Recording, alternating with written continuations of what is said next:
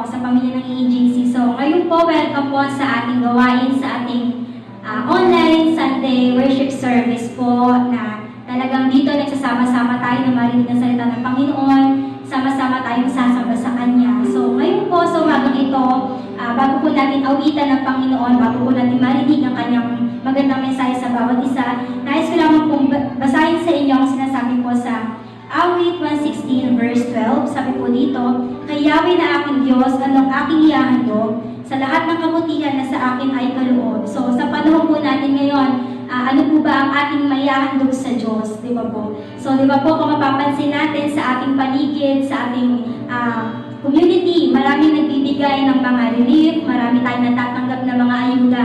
So tayo naman po, ano po ba yung ating maibibigay sa Panginoon? Sabi po sa Awit 116 verse 17, "Ako ngayon maghahandog ng haing pasasalamat, ang handog kong panalangin sa iyo ko ilalabang." So, ang pinakamagandang handog po na may bibigay natin sa Panginoon ay ang pasasalamat po. Sa pagkagising natin sa umaga, pasasalamat. Sa lahat ng ating natatanggap ay pasasalamat po. So, sa umagang ito, sama-sama po nating handugan ng Diyos ng isang awit ng pasasalamat na talagang tunay nga po na dapat na pasalamatan ng Diyos dahil siya ay dakila, siya ay mabuti, siya ay tapat sa lahat ng panahon.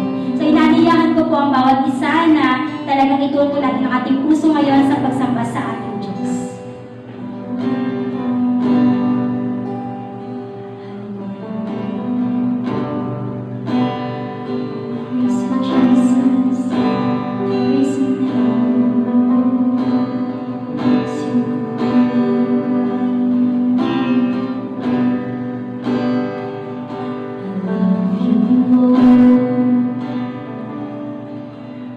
Your mercy never fails me.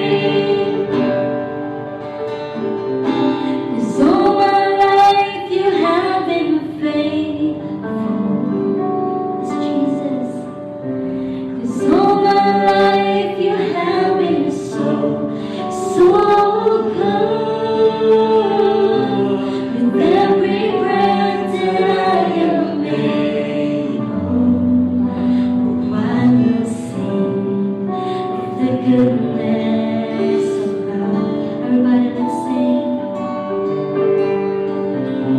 'Cause all my life you have been faithful, Jesus.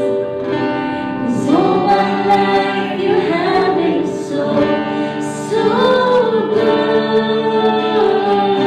With every breath that I am able, I will sing.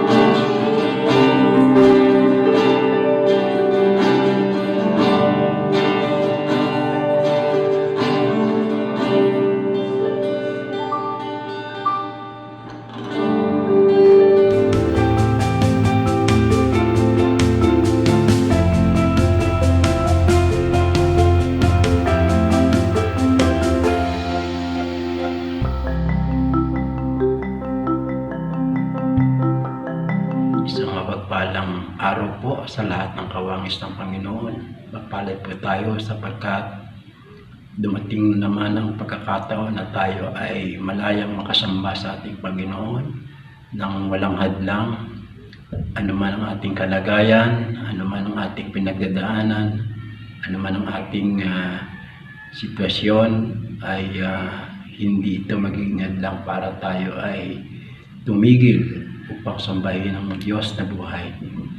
Kaya sa umagang ito, hindi rin po tayo titigil na ibahagi ang salita ng Diyos na kung saan ito ay isang magandang hakbang para tayo ay lalong lumago at patuloy na magamit ng ating Panginoon sa kabila ng nangyayari sa buong mundo. Ito po ang pagkakataon para tayo ay magamit ng Panginoon sa larangan ng pagbabahagi ng salita ng Diyos. Kaya sa umagang ito, nais ko pong ibahagi sa inyo ang talata ng Biblia, at ito po ay matatagpuan natin sa aklat ng Isaiah. At ang sabi po dito, Isaiah 43 verse 2, "When you pass through the water, I will be with you, and through the rivers, they shall not overwhelm you. When you walk through fire, you shall not be burned, and the flame shall not consume you." Kung maalala po ninyo ang awitin natin ng mga nakaraang panahon, yung pong dumaanan tayo sa ilog, di tayo malulunod, dumaanan tayo sa apoy, hindi tayo masusunog. Napakagandang pangako po ng Panginoon sa talatang ito. Ano po? At ito po ang kalagayan ng maraming tao sa kasalukuyan, hindi lang ng mga tao, kundi lahat ng tao sa buong daigdig ay nakakaranas ng suliranin, problema, at ang epekto nito, ang kanilang emosyon ay patuloy na lumalalim sa kanilang puso at isipan, at ito ang naging epekto ng kanilang pagbabago ng kanilang isipan, pag-uugali at mga gawi dahil po sa malawakang problemang ito.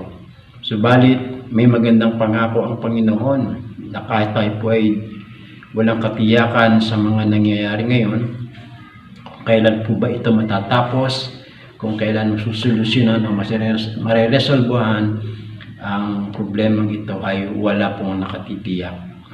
Pero ang pangako ng Diyos ay hindi niya tayo pababayaan, hindi niya tayo iiwanan. Yan po yung napakagandang pangako ng ating Panginoon. Ito po ay kailangan ng ating panghawakan, panindigan at paniwalaan. Ano po? Kaya sa panahon ng pagsubok ay ito po ang talatang magpapalapas sa ating espiritu. Sabi po ng James chapter 1 verse 2 hanggang 4, "Dear brother and sisters, when troubles come your way, consider it opportunity to great joy. For you know that when your faith is tested, your endurance has a chance to grow. So let it grow. For when your endurance is fully developed, you will be perfect and complete, needing nothing." So ito po palang pandemic na ito ay may magandang kahinatnan, no? Ito po ay marahil ay paglago natin sa ating spiritual na kalagayan. So kung tayo po man po ay nasusubukan, nahahamon sa ating buhay, isipin natin na nais ng Diyos na tayo po ay lalong lumago, lalong mag-mature sa ating Panginoon upang maharap natin ang iba't ibang emosyon na marahil ay pwede rin nating maranasan sa mga panahon na ito.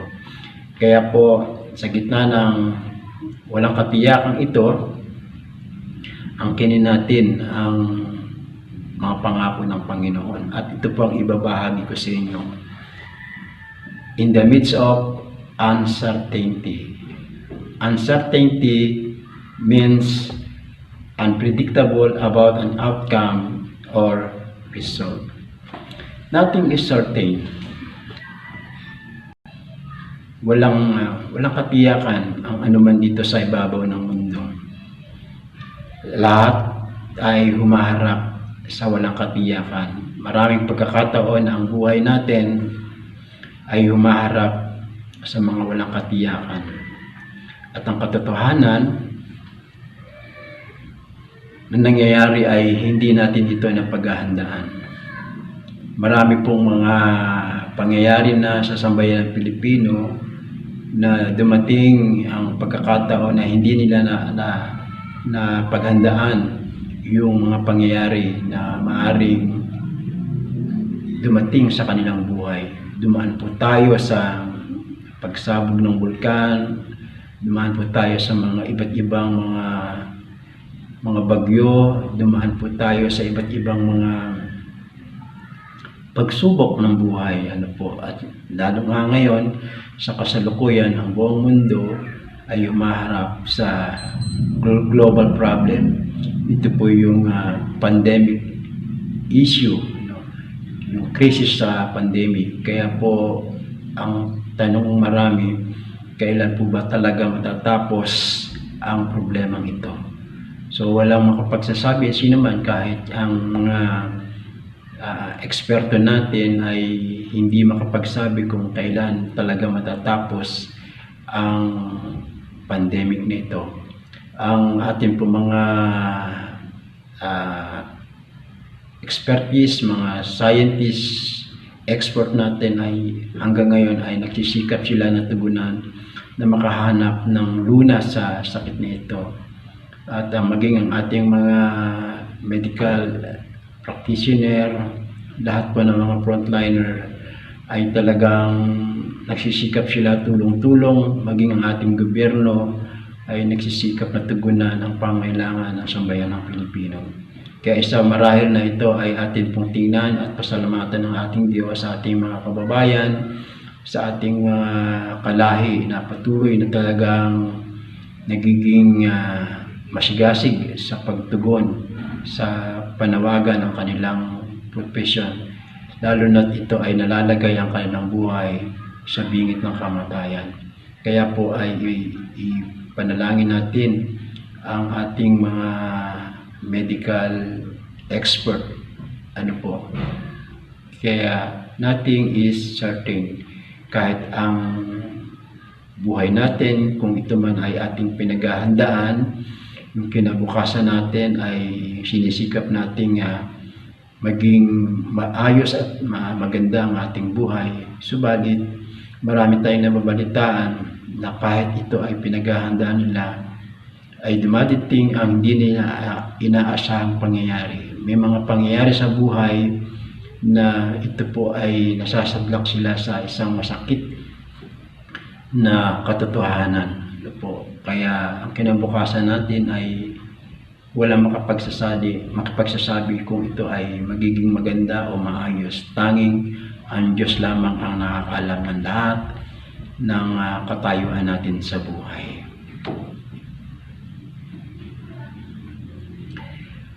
Maliban po dito, ang pangalawa pong pwede nating isipin sa mga pagkakataon na ito, bagamat tayo ay nasusuong sa matinding problema at suliranin, may maganda naman pong balita ng pag-asa. Ang pag-asa, kung di man natin ito makita sa paligid natin, sa mga nangyayari sa atin, nagugulumihanan tayo, naguguluhan tayo, nakukonfuse tayo. Well, ang magandang balita po, Christ is the only hope. Yun po yung katotohanan. Bagamat may problema, bagamat may pandemic, bagamat may mga suliranin, dumadaan tayo sa matinding pagsubok, meron naman pong pag-asa. Christ is the only hope. Walang ibang paraan, tiyak na paraan, kundi ang Panginoon lamang.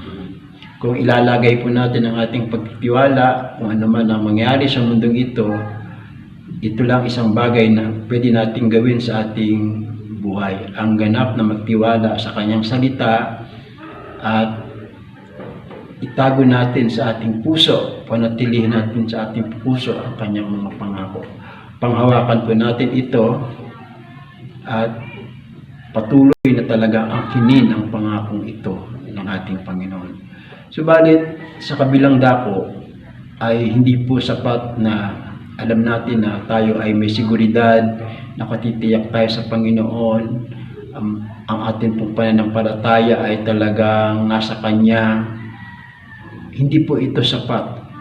Meron pong isang bagay na hindi natin dapat kaligtaan, ang pagtugon sa panawagan ng ating Panginoon. Katulad ng ating nabanggit kanina, ang mga medical expert natin, sila po ay nagsasakripisyo, nabibingit ang kanilang buhay sa peligro, subalit andoon ang kanilang determinasyon upang tumugon doon sa panawagan ng kanilang profession. Kaya gayon din po tayo, maihahambing po tayo bilang isang mananampalataya ay meron din pong panawagan ang Panginoon sa bawat isa sa atin.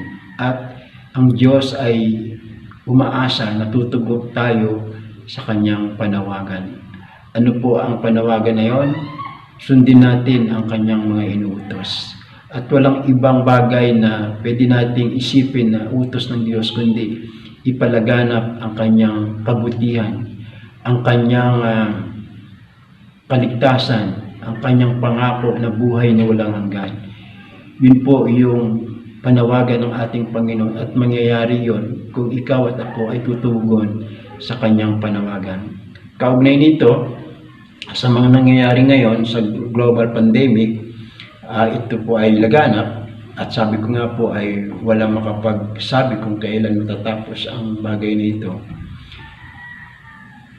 Samantalahin natin po ang pagkakataon na ipakita yung liwanag ng Kanyang salita. Dahil ang sitwasyon at kalagayan ng mga tao ngayon, sila ay may iba't ibang emosyon na nakikita. Nandyan po makikita natin yung pagkainis, pagkagalit, sama ng loob, nag-aaway-away sila. At dahil sa mga bagay nito ay nagiging rebelde sila at nagiging sila po ay lumalaban sa ating pamahalaan, sa ating gobyerno. Ito po yung epekto ng kanilang mga emosyon. Kaya po kung hindi po natin aagapan ang mga bagay na ito, ay lalo silang malulugmok sa kasalanan. Kaya ito po yung panahon na talagang pwede tayong tumugon sa panawagan ng ating Panginoon. At nawa talagang lahat tayo ay sa anumang paraan ay magamit tayo ng ating Panginoon. Gamitin natin ang ating mga patotoo, kung paano tayo binago ng Diyos, kung ano ang ginawa ng Diyos sa buhay natin. Sa mga taong may kaugnayan sa atin, ito man ay mahal natin sa buhay, kaibigan, kamag-anak, o mismo sa loob ng ating tahanan na may mga miyembro tayo na hindi pa kumikilala sa ating Panginoon. Gamitin natin ang pagkakataon na ito upang sabihin ang mabuting balita ng ating Panginoon. Christ is the only hope. Number 3 po, ang isang bagay kung bakit hinayaan ng Panginoon nito, itong global crisis na ito, ang ibig ng Diyos na mangyari, kaya nangyayari ang bagay nito, marahil nais ng Diyos na linisin ang puso ng tao. Ito po yung napakalaking issue na kinakaharap ng mundo ngayon. Kaya nga po nakikita natin ang ibang pag-uugali, ibang mga maling gawi ng mga tao. Kaya panahon na para ang puso ng tao ay mabago. At ang susi po nga rito ay kung sila ay magpapakumbaba, tatalikuran ng kanilang kasalanan, hihingi ng tawad sa ating Panginoon. Ang biyaya at habag ng ating Panginoon na kapatawaran ay ibibigay niya sapagkat yun naman talaga ang kanyang pangako. Sa ating mga Kristiyano, ang biyaya at kapatawaran, ito yung ating pinangahawakan. At yung atin pong isipin, itong bagay nito ay tila baga kipit balikat, at isinasatabi ng maraming tao sa kapanahon natin ngayon. Kaya tayo po ay manindigan, tumayo at sabihin natin na merong Diyos na nagmamahal sa kanila. God allow this global crisis happen because God wants to purify the heart of the people. Number 4 po, sa panahon ito ay kailangan po nating maging malawak ang kaisipan. Sabi nga rin po sa number 4, expand your consciousness. Kaya kung hindi po tayo magiging malawak ang ating kaisipan, ay hindi tayo magiging emotionally stable. Marahil tayo makikisabay kung ano ang nangyayari ngayon. Kaya po tayo ay maging kampante, kalmado, at mag-isip ng mabuti para hindi po tayo mahawa ng anumang maling aksyon o reaksyon sa mga nangyayari nito. Palawakin po natin ang ating isipan, maging maunawain tayo at mahabagin. At huwag tayo mag-isip ng anuman sa ating kapwa kahit na meron tayong nakikitang negatibo sa kanila. Isipin natin ang kalagayan nila, mahabag po tayo sa kanila sapagkat sa mundong ito ng ating sosyalidad ay hindi natin may tatanggi na marami pa sa mga kababayan natin ang hindi nakauunawa ng mga espiritual na bagay. Kaya tayo po mga pinili, tinawag at inatasan ng Panginoon, gawin natin ng buong makakaya ang bagay na ito.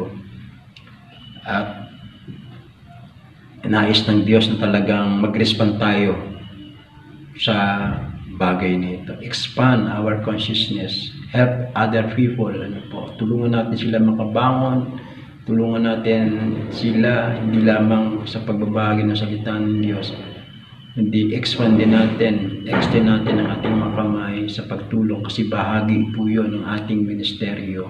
Hindi lamang po pagbabahagi ng salita ng Diyos, kundi sa abot ng ating kakayahan ay matulungan natin sila upang makita nila, mapatunayan nila ang ebidensya na ang Diyos ay buhay sa pamagitan ng mga taong nagmamahal sa Kanya. So kung tayo man po ay mayroong mga pinagdadaanan, hindi tayo exempted, walang exemption sa mga testing, ay ito naman po yung ating pwedeng panghawakan. Sabi ng Psalms 55 verse 22, give your burdens to the Lord and He will take care of you. He will not permit the godly to sleep and fall. So, lahat na po ng ating kabigatan, ibigay natin sa ating Panginoon at Siya ang mag-iingat sa atin. Kaya kung tayo man ay may dinadanas ngayon, so lumapit lang po tayo sa Panginoon ng may pagpapakumbaba at Siya yung mag-iingat sa atin. Hindi Niya papayagan na tayo ay patuloy na malugmok at bumulusok sa problemang ito. Tayo'y Kanyang aalalayan, tayo niya'y Kanyang aagapayan upang hindi tayo tuluyang matisod sa mga nangyayari sa buhay nito. Panghawakan po natin ang salitang yan. Sabi po ng Deuteronomy 31 verse 6, so be strong and encouraged. Do not be afraid and do not panic before them. For the Lord your God will personally go ahead of you. He will neither fail you nor abandon you. So napakagandang pangako pa rin ng Panginoon sa talatang ito. Ni-kahit niya tayo, ini-encourage niya tayo na maging malakas at huwag tayong susuko, be courageous, maging matapang po tayo, huwag po tayong panghinaan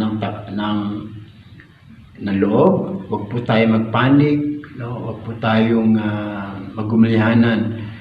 God will provide everything kung ano man po yung ating pangailangan. Kaya tayo po ay manalangin lamang at tiyak may mga uwak na darating sa ating mga buhay. Ang ibig kong sabihin, may mga taong darating na hindi natin inaasahan para gamitin ng Diyos upang ang mga pangailangan natin sa buhay ay matugunan. Kaya do not be discouraged. Do not panic, for the Lord is with us, and He will provide everything we need. Number 5 po, sa panahon ng pandemic na ito, ang kailangan lang po talaga nating gawin, bukod sa pagsunod natin sa ating Panginoon, ay kailangan din na po nating sumunod din sa mga guidelines na binibigay ng ating pamahalaan, ating gobyerno, para mapanatili ang ating kalagayan, lalo ng ating kalusugan, hindi lang nating sarili, kundi yung mga nasa paligid natin, lalong-lalo na ang pamilya. Kaya ang pagsunod sa Diyos ay pagsunod din po sa mga guidelines na ibinibigay ng ating mga nakatataas. Ano po? Tayo po ngayon ay pumapasok na sa new normal policy, kaya we need to follow the guidelines of the authorities. Kaya po, wag po tayong maging sagabal doon sa mga pinututupad na yon, sapagkat kung tayo po ay hindi susunod, hindi tayo magiging pagpapala sa ating pamahalaan, sa mga otoridad na nangangasiwa sa kapayapaan at katahimikan, kaligtasan ng ating bayan. Maging blessing po tayo at maging liwanag at asin ng sanlibutan ito. Ano po? Kaya sa pang-anim po ay meron lang tayong mga ilang bagay na isaisip sa panahon ng pandemic na ito. Sabi ko nga po ay maging emotionally stable tayo, maging kumbaga maging maayos ang ating pakikitungo sa ating kapwa. Meron po akong 8 hakbang para ma-manage po natin ang ating emotion. Ano po, para talagang tayo po ay mag-mature. Ito po yung mga kailangan nating i-considera o isipin sa pagharap sa isang walang katiyakang panahon ngayon. Ano po? Una, ay huwag tayong maging self-pity. Ano po? Huwag nating masyadong kumbaga kawawain ang ating sarili sa kaiisip. At huwag nating parusahan mismo ang ating sarili sa mga bagay na walang kabuluhan. Kaya number 1 po ay be kind to yourself. No? Maging mabait ka sa iyong sarili. Kung iniingatan mo ang iyong sarili, yan po yung simbolo na mahal mo ang iyong sarili. Kaya be kind to yourself. Number 2, reflect on past successes. Sa pagharap natin sa pandemic na ito, marami tayong bagay na dapat na pasalamatan sa Diyos. Isipin natin yung mga nakaraan nating tagumpay, mga bagay na ibinigay ng Diyos na blessing sa atin, mga taong nag-angat sa atin, huwag nating silang kalimutan, mga taong sumuporta sa atin, mga taong nasa paligid na may pagmamahal din sa atin. Kaya suklian natin sila ng pagmamahal, suklian natin sila ng kabutihan. Ano po? At ito marahil ang isang paraan na nakikita natin na pagtanaw ng utang na loob natin sa mga taong iyon. Ano po? Kaya reflect on past successes. Number 3, develop your skill. Yan po, kayo po ay nasa bahay at kayo po ay walang ginagawa. Well, hindi po totoo na wala tayong maaring gawin sapagkat napakarami po. Kung titingin lang po tayo sa ating paligid, sa ating tahanan, marami po tayong pwedeng gawin. At dahil dito, mas madidevelop hindi lamang ng isang skill, kundi maraming skill, no? Maraming pwedeng pagkaabalahan. Pwede po kayong mag-aral magluto, tumingin lang po kayo sa mga YouTube channel na nag-promote ng cooking. Ano po? Kaya mahalaga po yun. Marahil yung iba sa inyo ay magaling sa pagguhit o pagdodrawing. Marami po ako mga kabataan na nakikita na napakagaling ng kanilang mga kamay sa pagguhit. At marami pa, no, sa pananahi, sa sa pagkakarpentero, sa paggawa ng elektrisidad, ay marami po, lalo na mga kababaihan natin na mahilig magpaganda. Ano po natin yan, i-develop, i-improve natin ang mga skills na yan.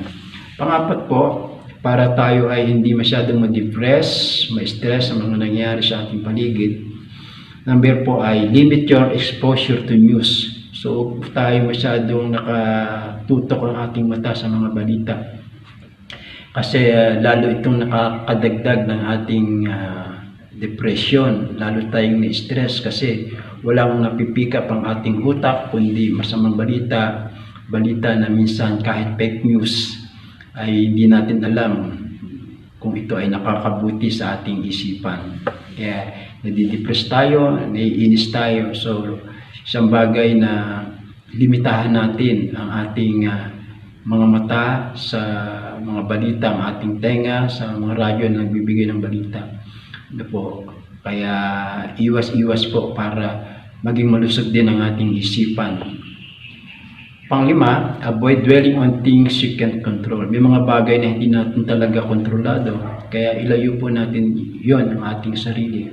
Kung talagang wala tayong magawa, ay bakit natin pipilitin ang isang bagay na wala naman talaga tayong magawa? So, ipagkatiwala natin sa may kakayahan na gawin ang mga bagay na yon. Tulad nito pandemic, ito, wala ka namang magawa. Wala ka namang maisip, hindi mo maalam kung paano talaga susolusyonan ito dahil hindi naman tayo eksperto. So, meron mga eksperto sa bagay na ito, kaya ipagkatiwala na lang po natin sa kanila. Huwag nating bigyan ng daan na tayo po ay hanapan natin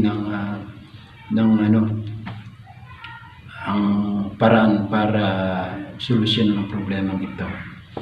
At pang-anim po, take your own advice. Paminsan-minsan ay isipin natin, gamitin natin ang ating isip upang i-advise ang ating mga sarili. Alam po natin yan dahil siyempre po binigyan tayo ng Espiritu ng Panginoon at marunong tayo makiramdam kung ano ang tama at mali. So kapag mali, iwasan na po natin gawin. At kung tama, ipagpatuloy natin ito, no? At para lalo tayo maging kaaya-aya at kalugod-lugod sa ating Panginoon.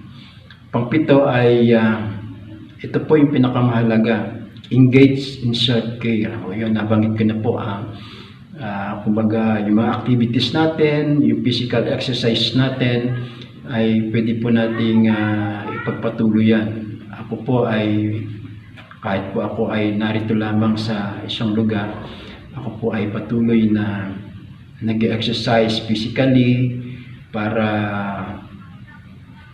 hindi po ako manghina, no? Manghina. Nakakatulong po yun ng malaki. At panghuli po, siyempre huwag naman natin bali-balahin yung ating mga kaibigan, yung mga mapagkakatiwalaang kaibigan na pwede mong ibahagi ang iyong nararamdaman. Di naman po yun kahinaan. Kung talagang meron kang nararanasan, why not na hindi mo sabihin sa kanila at upang matulungan kanila sa mga bagay na kung ito man ay financial, emotional, ma-advise ka ng tama. Ano po? Kaya kumbaga sa buhay na ito, kailangan din natin ang ating kapwa. Ano po? Kaya sa oras na ito, ay dilid-dilihin po natin ang salitang ito upang lalo po tayong maging matapang sa pagharap sa hamon ng buhay. Kaya maraming salamat po at always keep safe and stay healthy. Magandang araw po at magandang pagpapala ng ating